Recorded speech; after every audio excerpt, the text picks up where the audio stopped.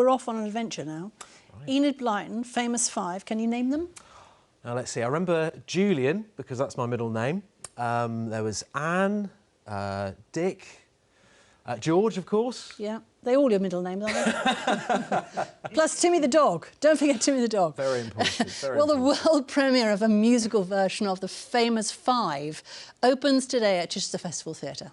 Enid Blyton's original characters go on a brand new adventure, preserving the spirit of the best-selling books with modern themes mixed in. Chrissy Sturt has been to find out how Timmy the dog is adapting to life on the stage.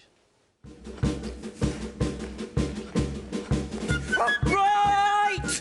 I hereby call this emergency meeting in progress. This is a high-energy production featuring the original cast of characters. Can you name them? George, Julian, Dick, Anne, and of course, Timmy the dog. So you don't need to know who the gang are or what they're up to? No, it's an origin story. We introduce you to who they are before they become the famous five, and then you get to see how they became the famous five. Jump, fly, fall. With such different characters in the mix, everyone tends to have a favourite. My favourite character was always Timmy the dog, and very excitingly, I've been told that I can meet him. Timmy, hi Timmy. Hi, how are you? Now, apparently you really like your chest being stroked. Oh, wow, look at that. It's absolutely amazing. He really is like a real dog. I try and grab members of the audience after each performance, and particularly the young people, and always ask them who their favourite is. And the answer is, you know, there's a pretty even spread. Oh, really? Not Timmy the dog?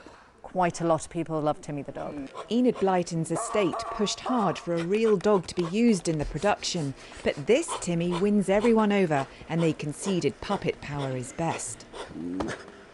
How about you then, George? Don't encourage me. George, the original tomboy, has turned out to be a very modern character.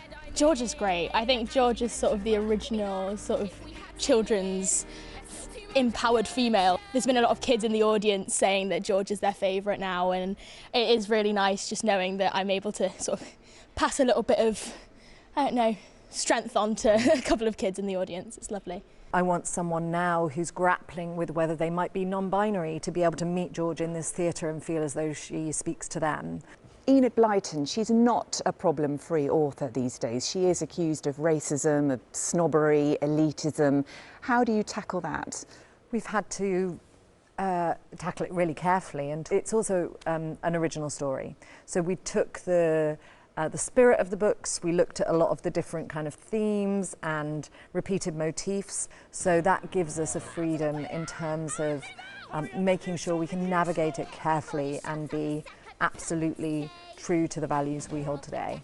And you'd be hard pushed to know all these actors are in their 20s. It's about getting that energy, and specifically in Adventurers, when Anne is left out by her brother Julian, that childish, like, no, that's so unfair, and just challenging herself to speak up. And if you are The show runs until the 12th of November, making these five chums more famous than ever.